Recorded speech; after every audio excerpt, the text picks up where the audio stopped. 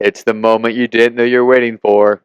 He is Carter, He's Chad. and this is the Irish 365 podcast. Welcome into the Irish 365 podcast. Hope you're all doing great. We're back here with you. A little USC recap, a little bye week action, all the good stuff, right? Yeah, it's bye week edition, and nothing beats bye week when you're coming off of a win. Yeah, I was gonna say. I know we talked about this at the beginning of the year, how long that bye week was, right? Because take that week 1 L and that like forever. That 3-month bye week, the Yeah, first was just gosh awful. yeah, and week 2 byes are not my friend. and you get the bye week after beating a rival like USC, and I still think a very good USC team. Yep. I mean, hats off to those guys. I mean, that was Notre Dame played very well, but against a very good opponent. So yeah, it feels good to be on bye week and get to sit back and watch a few other games. I know you've got some non-football related activities going on this weekend. So do I. Yeah. Unfortunately, but I'll at least get to listen, pay attention a little bit. Hopefully, you'll get to do the same. So I'll be making sure my phone's charged. keep the streaming app handy. I got Wi-Fi. It's kind of out in the boondocks a little bit, but that's all right. It'll be As Peyton and Eli would say, football on your phone. Yep, no kidding. Throwback. Throwback. That was a few days ago. That commercial. That was before. Some of the younger listeners may not know what I'm talking about, but Look it up, Google yeah. Peyton Manning and Eli Manning, football on your phone. It's pretty funny. I'm sure YouTube's got a historical rendering. It's like the Dead Sea Scrolls of football. Yep.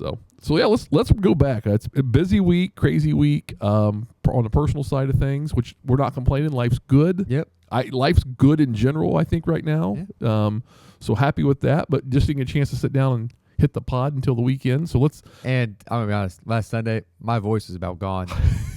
Like pulling off the Sunday post game pod was hard. Yeah, I was gonna say my voice was pretty gone. The kids at school Monday were like, "Are you sick?" And I was like, "No, I've just I don't feel sick, but just losing my voice from yelling." I'm sure the rain probably wasn't 100%, but all the mix of it. Yeah, I was definitely Sunday, Monday, not full strength voice wise either. Yeah, I was the same way Sunday. My voice was a little shot from just cheering on the Irish, and then they turned on the heat at like work, and so Monday, Tuesday, Wednesday, every morning I came in, like my desk had just stuff from the heating vent over the top of it, and it was like I just didn't quite get my I still have a little bit of this, but it's much better than it was. So anyway, we're not professional paid actors, so we didn't suffer through it. We just said.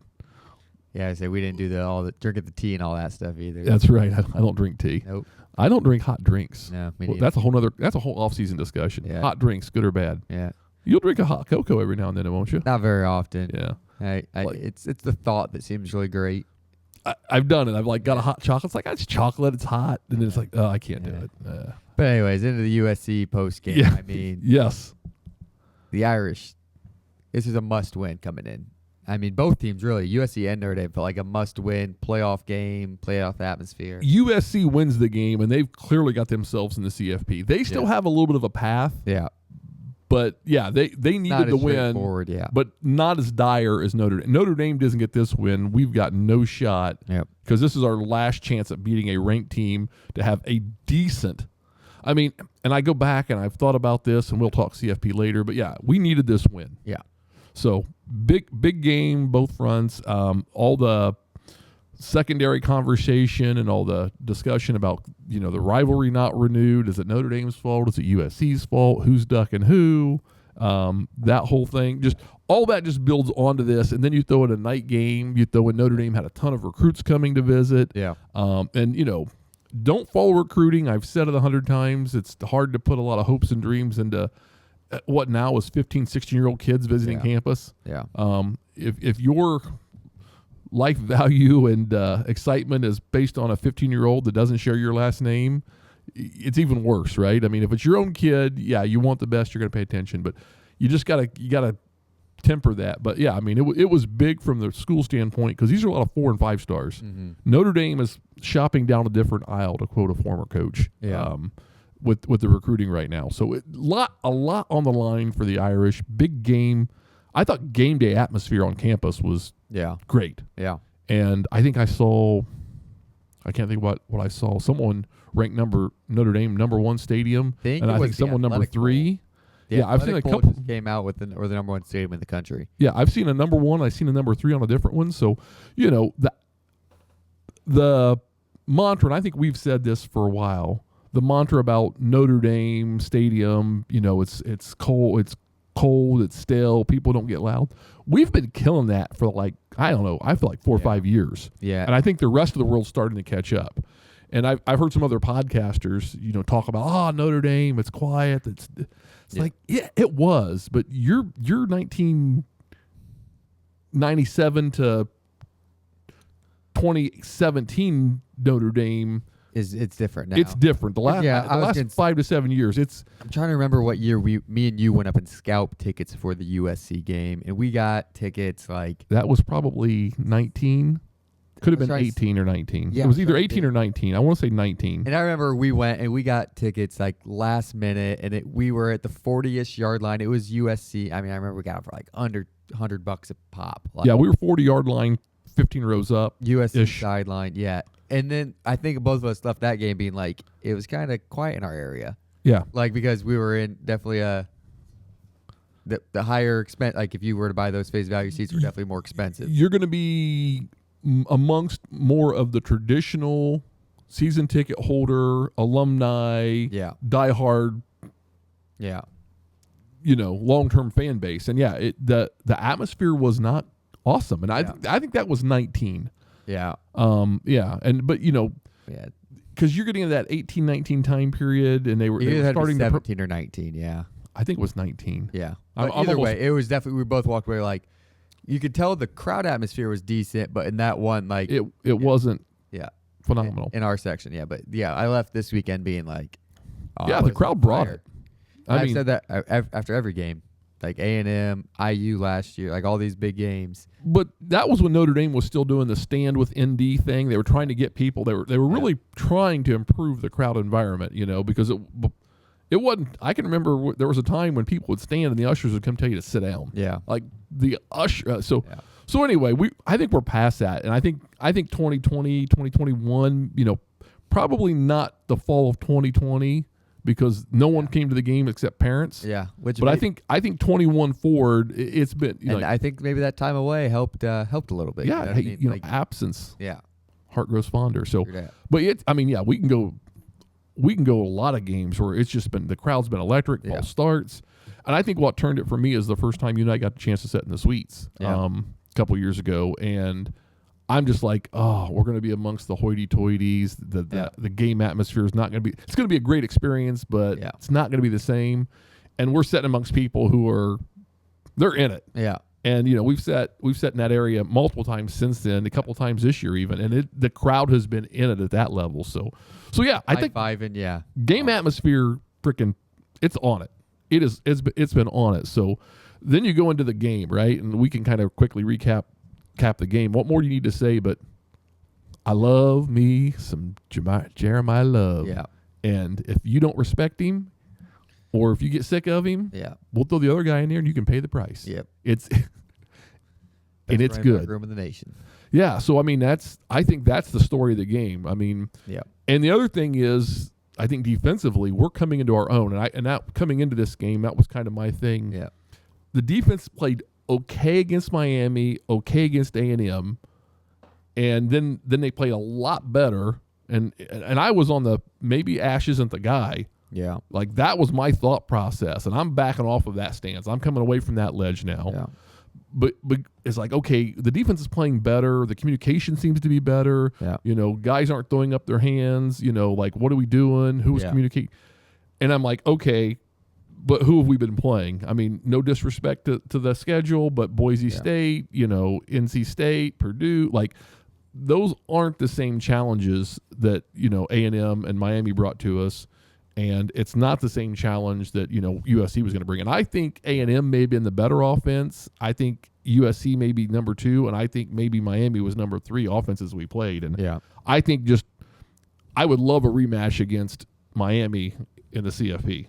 Yeah, give me Miami that. Or A&M would be interesting to see again, right? Just because our defense is so much better. And Carson Beck against Louisville last week showed he can have that not so great game. You give him time in the pocket, he looks all world. Yeah, and you get a little pressure on him, and you can make him They to. got some good receivers though. Oh, I love Miami as a team. Yeah. Like, I don't love Miami the team. I don't love Miami the players, but I think they've got a good team, good situation going on. So yeah, I mean, it was defensively, USC torched us for a ton of yards last year. Yeah. Passing, and we knew they would. And a lot of it was in the screen game, and they still had a good passing day. In the rain, all that. In the rain, it wasn't ideal conditions. It wasn't. I mean, it wasn't cold. It was cold and rainy, and that was not ideal for Southern California. But Yeah. 300 plus yards passing, 328. 328, 7, yeah. something like that. I'm sorry, I'm trying to remember because we had someone in our contest. 327 It was was the a guess. yard off. Yeah. We had a 330 guess and a 327 and it was guess. 328, I believe. It was 328. Yeah, Yeah. so it's like, holy cow. So, yeah, I mean, James Fano, congratulations. We sent you a DM earlier in the week. Haven't heard back from you, so we'd love to get you a T-shirt after that stellar performance. That's right. Because you were within a yard of it. So if you listen to this, please reach back out to us on X. You're already in for that ticket draw. Yeah, and we're working on getting those shirts out, by the way. Yeah. Yep. So we got the backlog is being cleared, and they'll be in the we got need the bye week to catch up. That's right, man. The postal service will be getting those to you this week. Yeah, and while we're on this contest, we did a second contest next week because congratulations to us on X, right? There's a round of applause. Over 500 followers last week, so we reached that on the USC week. We were hyped for the game. We were hyped for over 500. So thanks you to all of you people following us on X. So yeah, we got a second contest where I'm going to randomly select someone that retweeted that post here in a little bit. Yeah, and here's the thing: like, we weren't active on X up until earlier this year. In May? Yeah, and we said let's I really like X. The algorithm's better, like more sports content, less crap I don't want to see. Yeah. We've kind of gotten away from the Facebook and Instagram, yeah. Man, Facebook is full of so many freaking stupid people. I'll put it out there. Like, if you're not using Facebook to follow your family, I don't know why you're even on Facebook anymore. I mean, I see junk articles about this and Notre Dame and Marcus Freeman Facebook quit. Marketplace, though, right? Yeah, maybe Facebook Market. I could dead scroll some Facebook Market looking for some old sweet Cadillac rides, but I got my addictions. Yep. But hey, as long as I'm shopping, window shopping, not going and buying, it's all good. But yeah, so it's exciting. We've kind of got more involved with the X. I love the Notre Dame Universe, the X community. It's a lot of good banter going on. If you're not on X, get on X and just hit that algorithm hard for Notre Dame content. I was gonna say, there's a lot of great follows out there. Yeah, a lot of great content, a lot of great follows to get into that community. Yeah, and I mean there's just different people, different perspectives. I mean and it's fun because you realize like all these people, like you got people from California to New York and everywhere in between. Like it's not just people that live in Northeast Indiana or Northwest Indiana. Like it's I think we've got 7 contest winners, and I think 3 are from the state of Indiana. So 4 are somewhere else in the country. I mean, it's So it's definitely been awesome being on there. And we hope to continue to grow on X. And I mean, we've got a decent little following here on this pod. We got a decent little following on 500 followers on the X. Yeah. By no means are we the biggest, baddest sampling of Notre Dame fans. I mean, we're not in the tier 1, tier 2 category, nor are we trying to be. This is for fun. This is for entertainment. This is the conversation that we have on a regular basis. We just are thankful to get to share it with you guys and have people comment and be part of it. We made a cool logo and had to do something with it. That's right.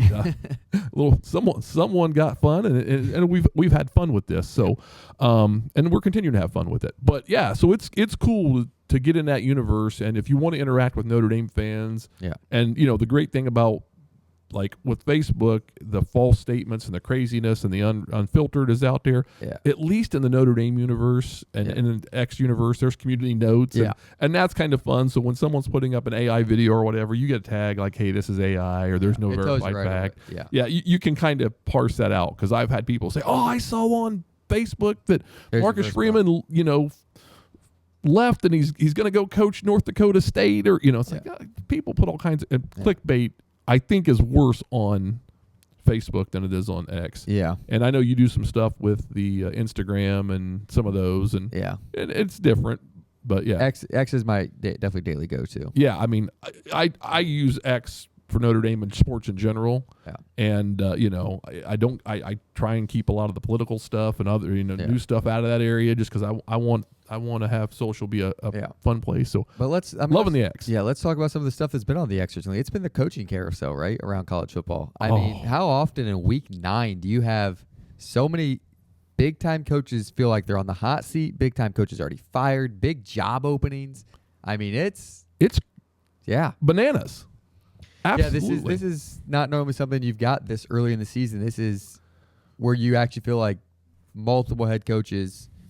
I mean, 'cause some have already been fired, but I mean, Penn State's open, UCLA's open. There's some big brands out there that are. Penn State was a quarterfinal team last year. Yeah, and they semifinal team, and they were like a lot of people's choice to make it back. Yeah, and make the national championship. And some people even thought they'd win it. And so it used to be traditional college football. You didn't fire your coach until after signing day in December. Yeah.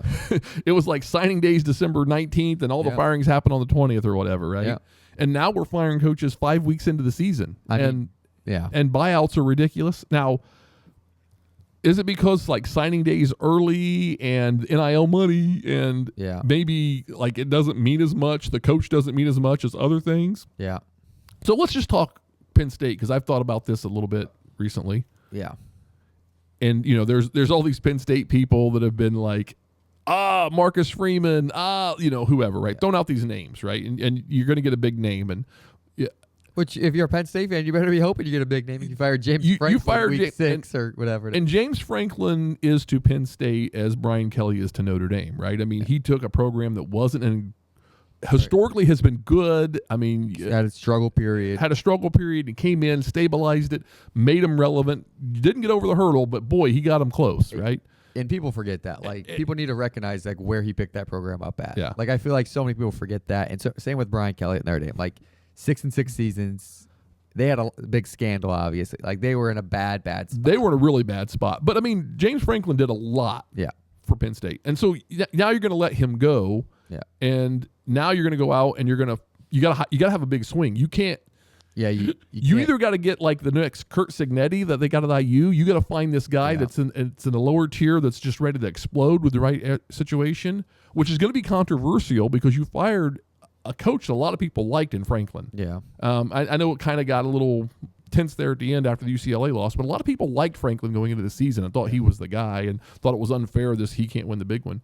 So now, if you're a big name coach and all the names are being thrown out there, I mean, let's just pick on Nick Saban, who's not going to Penn State. Yeah. Even though he's upper Northeast, I think West Virginia. Yeah, he had a quote today saying he's got to keep Miss Terry away from all these ADs because that's right. She likes the money. Because she's interested with the money. Which if you're trying to get back but he's like, I'm not interested at all. So if you want a lot more money, it's a good negotiation tactic, huh? Yeah, I mean, I'm the rumor was that Miami or Florida threw $13 million offer to both Marcus Freeman and Lane Kiffin. Yeah. I mean, highest paid. I mean, coaching. What would you pay Nick Saban? Yeah. Like, there's very few guys out there that I think of I would want more than Nick Saban. Yeah. Like, if Marcus Freeman were not at Notre Dame, I would want Nick Saban on that short list of coaches we're calling. Like, if the 80 didn't call, I mean, so anybody out there has got to have that.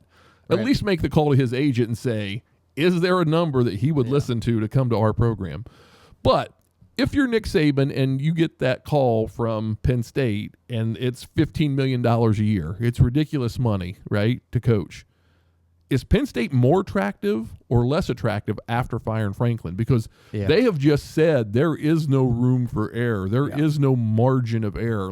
And I want to get this clear. Like, Nick Saban's not going back to coaching, and he's not going to go to Penn State. I won't say he's not going back to coaching. I'm going he's not coming back to coaching. That's my take on it. But that door's closed.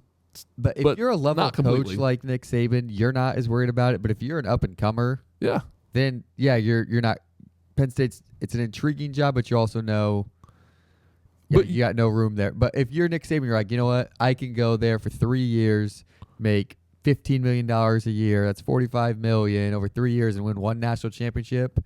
But they got to get a big name or they're going to bring an up-and-comer, right?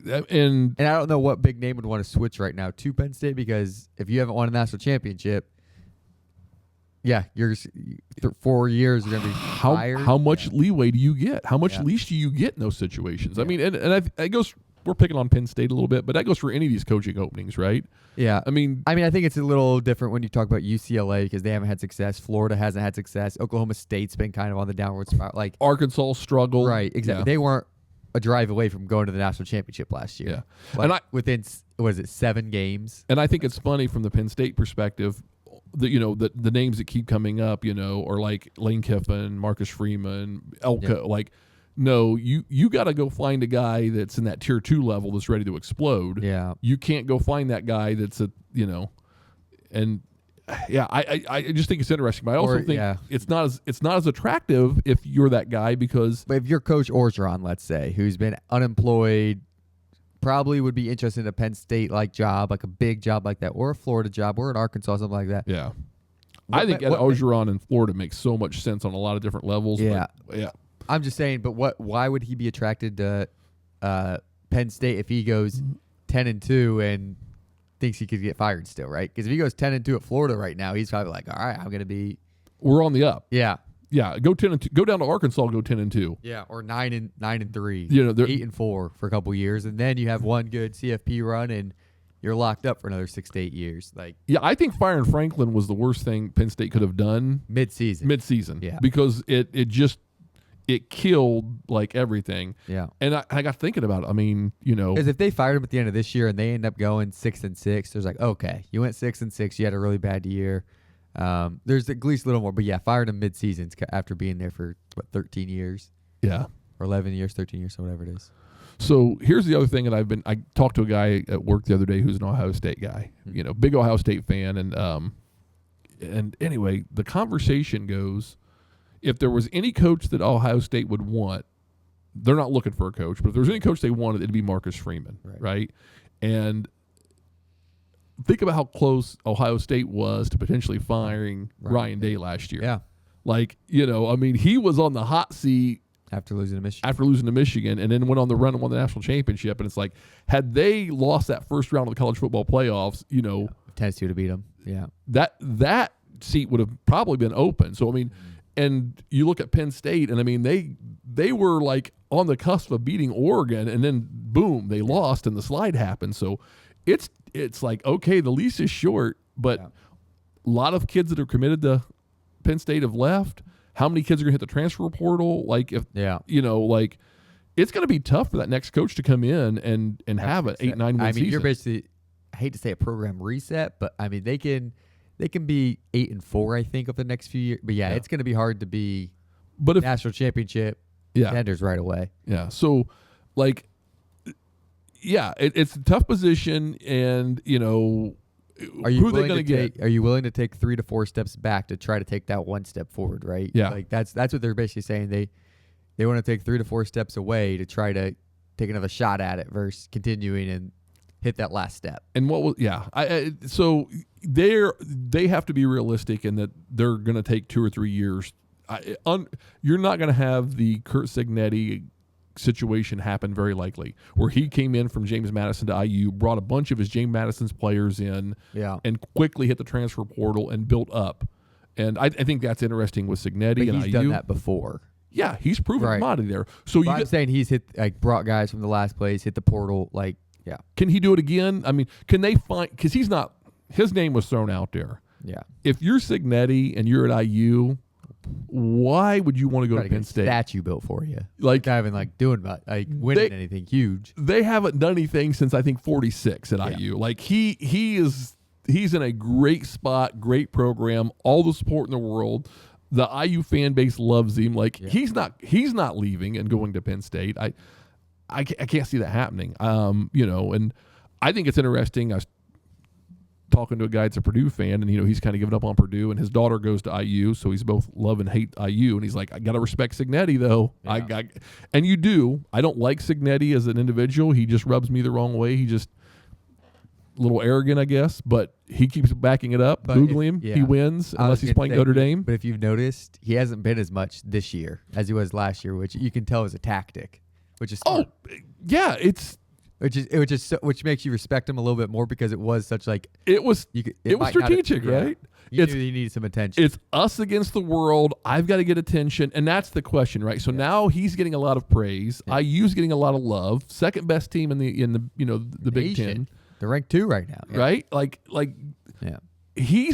and I think this is kind of like if I were to criticize Marcus Freeman on anything at this point in his career, he is really good when he's the underdog and it's us against the world. Yeah. We saw it, where we take frickin' Ohio State to the frickin', final seconds, Yeah. and then turn around and lose to Marshall. We saw it last year, where like we come out and win a big game against A&M, and then boom, we fall off to NIU, and then our back's against the wall, and we go on a heck of a run to clear the national championship. And you see it a little bit this year, like just didn't quite hit it, and there's a lot of reasons for that against Miami. Played a good game against A&M and fell apart, but now our back's against the wall, and it's like it's easier to rally a team around a common enemy, a cause, than it is to be on top and have to defend that, being the hunter versus being the hunted. So can Cignetti survive as the hunted versus the hunter? I think he's great as that guy that's being hunted, being the hunter. How good can he be? And not only him to pivot, but can he pivot the team? Because Heisman Doza talk and all this other stuff. Well, these guys, as Nick Saban would say, it's just like a Nick Saban tribute show. It's rat poison, right? All that stuff tastes good, but it's going to kill you. Yeah. So I think it makes it interesting, and I think Florida State job's coming open soon. Yeah. We have complete confidence in him through the season. Yeah. Whoa. I mean, you talk about a team that beat Alabama week 1 and then, didn't handle success very well, right? Yeah. Again, it's easy to do that. And then there's teams like Vanderbilt. I mean, what's this talk about Vanderbilt might flip a 5-star freaking quarterback from Vanderbilt? Which it surprised me that Clark Lee's not been in some of these talks, but I don't see why he'd want to leave right now. But I mean, he's done an incredible job at Vandy. But he's also at his alma mater. Yeah. I think that Vanderbilt's a good school, a lot of wealthy alum, and I think they're enjoying the fact that they're actually successful. Mm-hmm. I don't know how the NIL's going there, but there was like huge amount of money spent into the university and the campus. Nashville's a growing city, and they follow Tennessee and Alabama when you're listening to Nashville Talk Radio. Yeah. But boy, I'm betting the Vanderbilt talk is controlling the airwave, especially since the Titans, which is their NFL team, has New stadium's coming. step back, right? New stadium's coming. Step back for the Tennessee Titans. So yeah, I think Vanderbilt's a really good spot. I don't think Clark Lee's a name that should be out there, Right. But yeah, it's right. It's his alma mater. But it's just like that dude's. Yeah, if you're looking. if you're a Notre Dame guy, you know him. Like Yeah. he was. Think about Notre Dame's like last 3 defensive coordinators. Yeah. So Marcus Freeman Yeah. is now a head coach. Clark Lee, Elko. And look at the success all 3 of those guys are If having. you're talking about that And- Penn State job, could Al Golden be? That would be an interesting one. Penn State alum. Yeah. So yeah, that would be a really interesting name for that job. Played tight end at Penn State back in the day. Obviously with the Cincinnati Bengals is the DC right now, but he was head coach at Miami. Was he head coach anywhere else in the college? He was at Miami because he was the turnover chain guy at Miami, Yeah. right? I think I don't know. But does he want to? I mean, Does he want to go back to college head coaching? yeah. Does he want a head coaching job? I don't Ours, see him getting an NFL head coaching job, especially the way that taking that. I mean, I get making that leap from college defensive coordinator to NFL defensive coordinator. But if you follow the NFL whatsoever, the Bengals aren't paying nobody on defense. Yeah. They got all their cap room and 3 guys on offense. Like And- they don't have. and with Burrow's injury, it's gone south. I was gonna say that defense. It's a tough spot. So So now you're looking at like NFL, like for Al Golden, does he want to go to college because the time, the hours, the effort? Like he's a great recruiter, great coach. Yeah. But the NFL is a lot less demanding of your personal time. Yeah. And so I kind of felt like, he's a little more aged. Like probably part of the reason he went back to the NFL was that's a grind. The college is a grind, and you've got to be in it. You got to love it. yeah, and it's not just X's and O's. Yeah, and he's phenomenal X's and O's. Right. So the question to me, I don't think he'd go to Penn State, but boy, that'd be a call Alma they should mater. make. Yeah. That Alma mater, like you said, though. yeah. So, I'm hoping he doesn't, because I would hate for him to be there, because he would be phenomenal there. yeah. I'm hoping maybe he goes to Miami and coaches the Dolphins. You Yeah. know, he deserves a head coaching job in the NFL. That's a little personal bias, though, just because I don't want him in Penn State. So yeah, I think the coaching carousel in this offseason is crazy. And you know, we're on a bye week, so a lot of just general talk, I think, here. And you look at the slate of games going on Saturday, and it's, you know, what's the most intriguing game to you this week? I mean, you got to go Old Miss. I mean, I guess Vandy and Missouri, as I like to call them. That's an interesting one because two teams that you wouldn't necessarily project to have game day week 9 of the college football season. And here we are. But, I mean, UCLA's been on a heater since they fired their coach. They got IU today. IU's like 28-point favorites.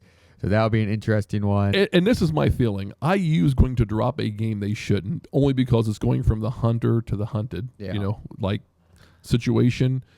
And it's like, I'm not calling an upset, but boy, if they're going to drop one of those games, it feels like it's either going to be UCLA or Purdue. Or Penn State. They play Penn State, which would be Penn State could do the funniest thing, right? Yeah, Penn State's got the talent to do it if they get but yeah, I just feel like of those three teams, like Purdue and UCLA are the two teams by far you should not.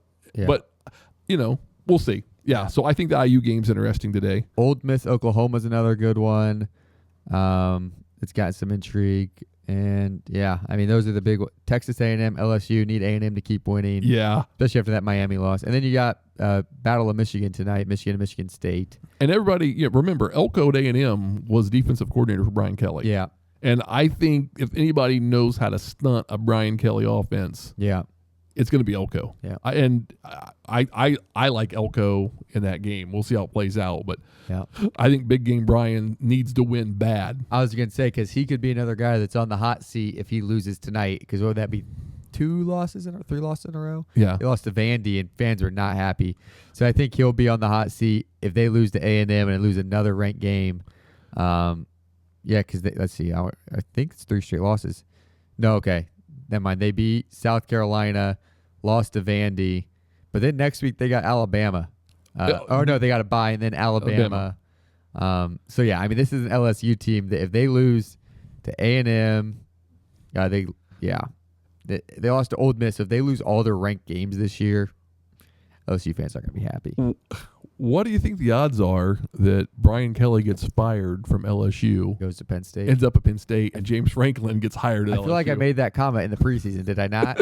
Did I not say this in the preseason? I was going to say, I think I got to go back and check the tape. But I'm check the sure, tape. We called the firing of. I'm pretty sure in one of those preseason pods. I need to go back and rewatch them, but I'm pretty sure I called Brian Kelly to Penn State at one point. Yeah, I was going to bring that up because.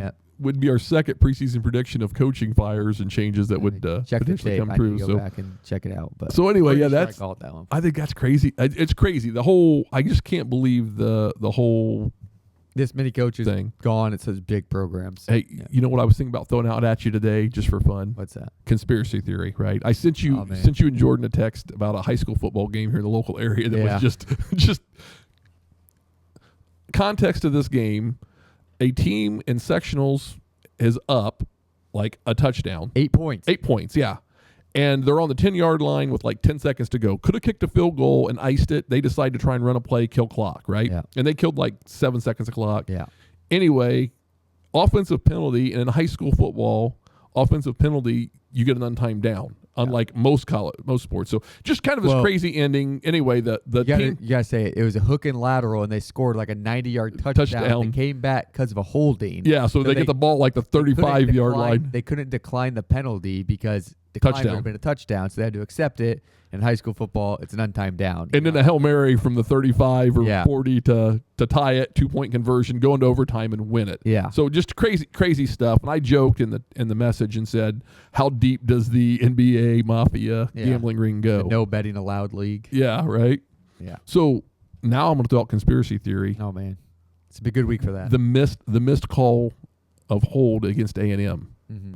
Notre Dame and Marcus Freeman has been phenomenal against the spread. Yeah. did the Mafia take one from us? I think so. I need to know. I need some receipts from DraftKings and Yeah. all the sports books. I need to know if there was large bets placed Well, for. I want to check on Tyler Buckner. What was the spread on that game? 6.5. That's right. I mean, I don't mean to call people out for maybe being Mafia, but Tyler Buckner, I want to check on Buckner that. sounds like a traditional Mafia name, doesn't it? I was going to say, it was a 6.5 point spread. We missed the kick. I mean, Buckner was just trying to make sure we didn't cover.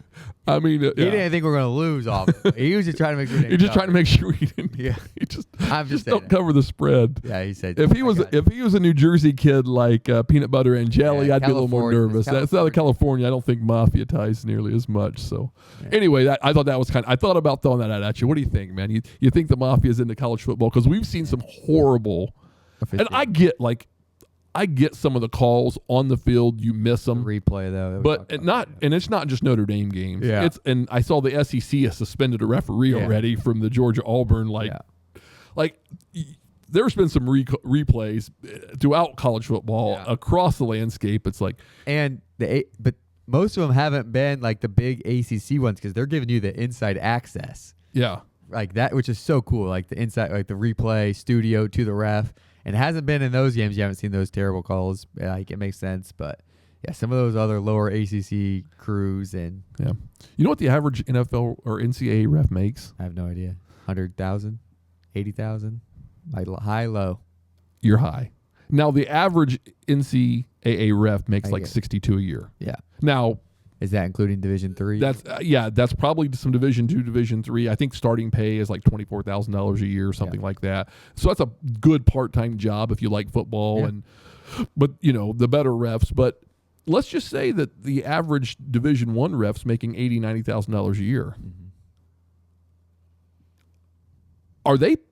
Seriously, are they like making so much money you couldn't buy influence from them? When Yeah. you look at like what's going on in the NBA. Oh, yeah. And I don't know that you can pay them $1 million a year and because politicians have proven for years it doesn't matter how much money they make, they can still be, influenced by donors. More So money, right? right. Everyone always wants more. Greed begets greed. It's So, crazy, especially with those NBA guys. Like you're making $20 million a year, and you're going to go do this for another 2 or 3. a couple 100,000. Yeah, like Hey. craziness. So yeah. Anyway. but that's why I'm always get rid of the conference ref affiliates.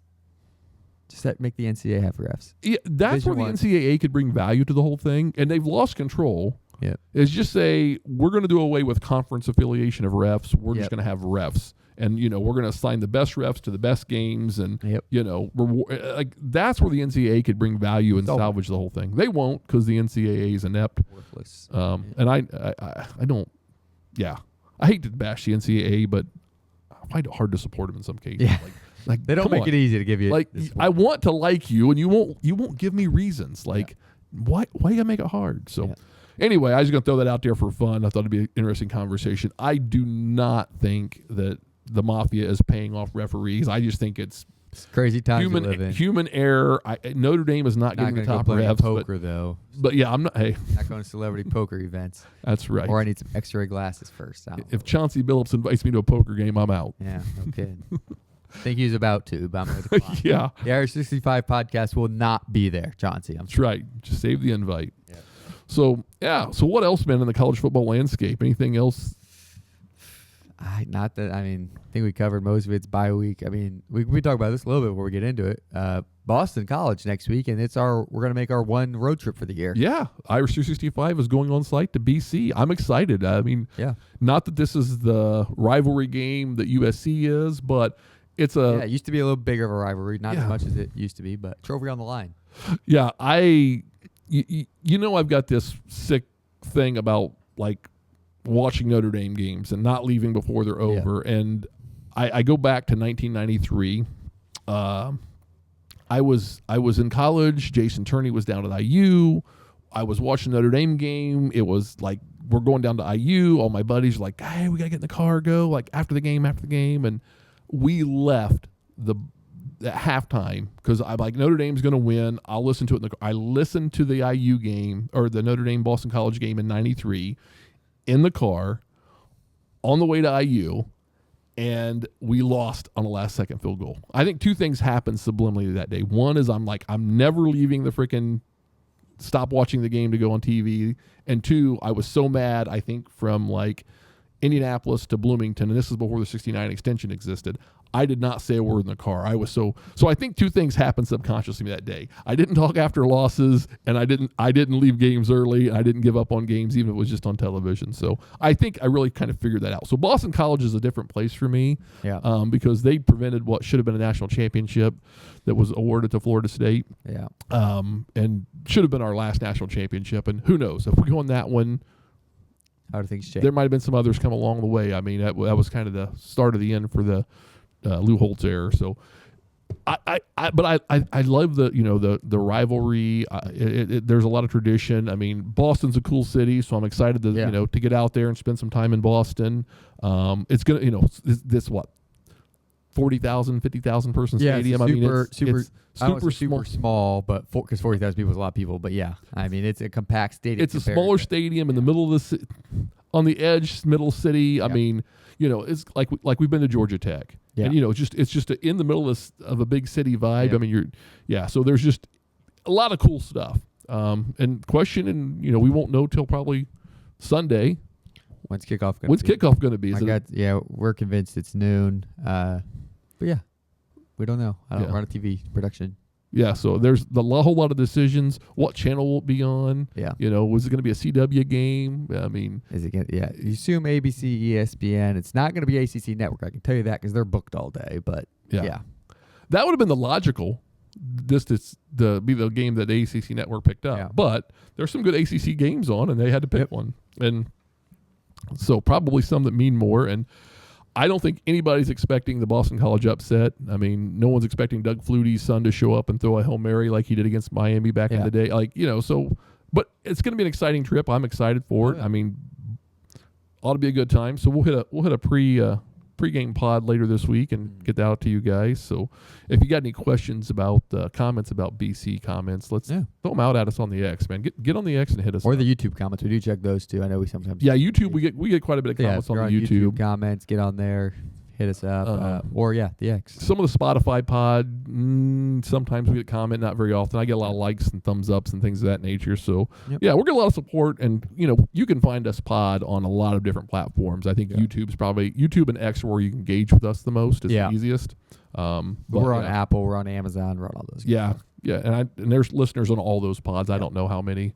I don't try and keep track anymore. It's just, hey, we're doing this for fun. So. Yeah. All right, well, before we get out of here, unless you got anything else, I got to do a random swipe here to pick someone randomly. We got to have our contest because we had 39 retweets. Shout out to you guys. Yeah, thank you for that. I'm going to got the X up here. Going to swipe sometimes. Tell me when. Now. Congratulations to Rational ND Fan. Rational ND Fan. He's a good follow. He's a good one. He's a good follow. Followers. Yeah, good follow on the old X. But yeah, you've been entered to win 2 Notre Dame Syracuse tickets. So congratulations, Rational ND Fan. We'll hit you up on a DM. Yeah. To win 2 Notre Dame versus Syracuse tickets, which we're a couple weeks away from that draw. It's coming up. We got to get a draw. So we're doing that after the Pitt game, because that game, senior day is November 22nd. So we'll be doing that draw after the Pitt game on the 15th. So that's the 16th. So you got 1, 2, 3 more games to win our contest to get entered into that. Yes. 3 weeks, and then we're giving away some senior Then we're tickets. doing the official draw. So, how many people we got in there? This will be our 8th person in there? This will be the 8th. Yep. So, keep entering that contest. Last week was awesome. Yeah. Last week was awesome. So thanks, and a lot of good retweets. I mean, there's a lot of good follows on. Yeah. If you want to follow recruiting, there's a lot of good stuff. Yep. On ND recruiting out there. There's a lot of ND focused media that's out there. There's some good follows. So we're more than happy to give recommendations. I know like Indy Wine and Cheese is a good follow. Oh yeah. And good dude, good follow. Yeah. Luis 559. You want to talk about passionate Notre Dame fan from the West Coast? Doesn't get any more about that, right? Follow that dude. He has got energy for days. Yeah, so. He'll fire you up. Yeah, I mean, he was at the backer last week, and when I saw he was at the backer, Joe Montana was passing out Guinness beers. And Indy Wine and Cheese was there. And Indy Wine, why, we should have been. We got the invite. We were on the invite list. We just didn't pull the trigger off on that. I was working that Friday night, sadly, but so we got to make that happen at some point this season. So don't plan on doing the Notre Dame basketball season. That's all I can say. Because Coach Shrew, I love you, my man, but Need something. man, DePaul. Yeah. I'm just. Did you see the box score on that? I did not. I sent you the final score when it popped up, but I didn't go. I was. more research. I didn't watch it. Had some other things going on last night, but like 6 for 14 on layups and dunks. Like, Yeah, come on, tough. come on. That's tough. I think they've got a good squad. Yeah. We'll see. I'm holding out hope still. Yep. Hockey. Hockey, Maybe ball got a new hockey. coach. Fencing's always a good count. Yep. You can always count on fencing. Epee, foil, All the good saber. stuff. Yep. We got it Yep. on lock. Yep. Olympic champions Hang are the born banner. here. That's right. If you want to go be one of those guys that gets a pre-tattoo thing, fencing's a good one to do it for. Yeah, that would be my over and under. Take fencing for national championship. Yep. So all right, well we'll get out of here. Enjoy your bye week. We'll be back later in the week with some Boston College preview. BC preview. So, as always, Go Irish. go Irish.